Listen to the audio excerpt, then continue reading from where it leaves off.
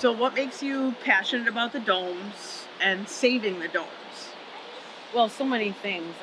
But some of the things that we talked about earlier were, this is really a place for community to come together. There are several events that the Domes and the Friends of the Domes do on an annual basis that, they get quite a bit of attendance. So this is really a place for all of Milwaukee County to come together, not just one ethnicity or another. So it's really a place for everyone to gather. And it's a place that has a lot of memories for people. And that's something you can't put a price tag on. You can't put a price tag on community gatherings. You can't put a price tag on memories. You can't put a price tag on the experience that people get from being around plants. Yeah. Is so important. The sun, as we were talking about before. The sun. The warmth. The warmth. In our cold environment. Right now we have this wonderful train show going on behind us, which is one of the events in the show dome that you were speaking on. So you have several different kind of plans to save the domes.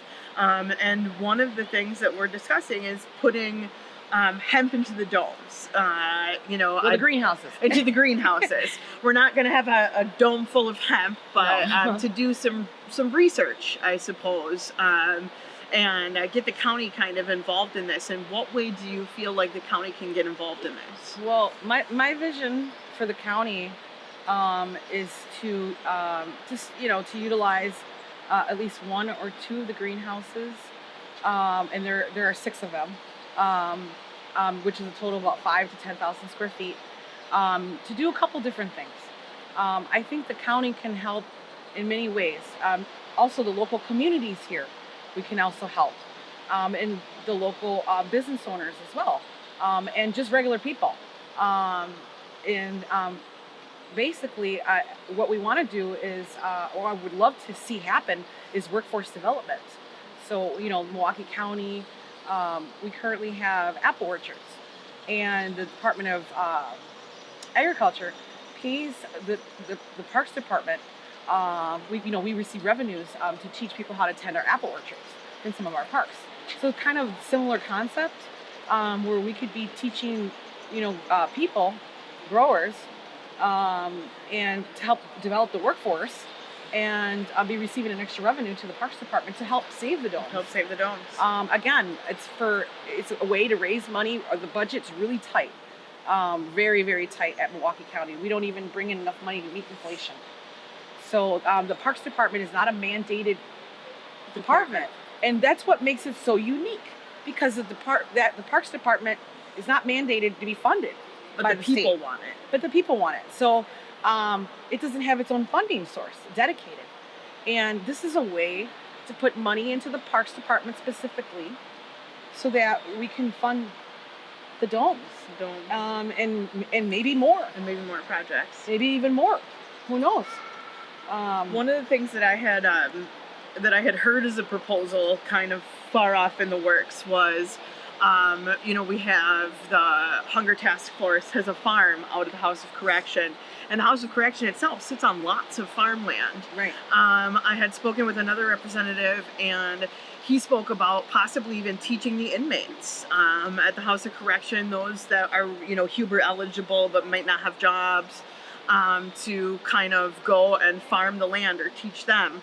And for me, obviously, that's a full circle thing, because I was once put in the House of Correction for growing a cannabis plant, and now we want to teach those inmates.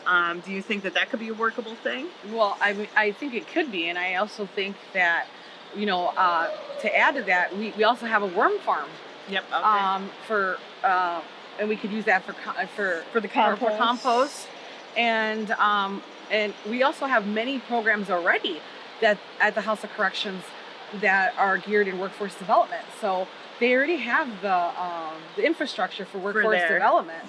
So and they have we already have the farms. Yeah, the farms are out there. So all the pieces are there.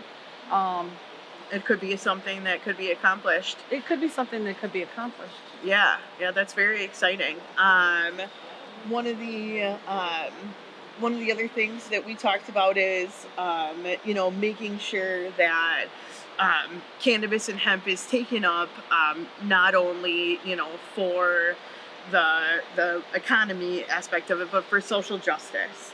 And making sure that, again, everybody in your district that is eligible remains eligible to grow, whether or not they have, these criminal records, and keeping them as part of the industry.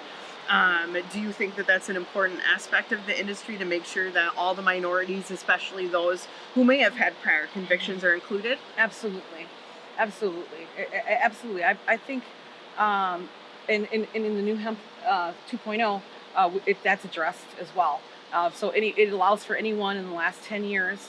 Some of the new changes will allow for anyone in the last 10 years, if they haven't had a felony conviction for drugs, to apply for a hemp license and be allowed to grow. That's a wonderful change in hemp 2.0 that I'm very excited about myself.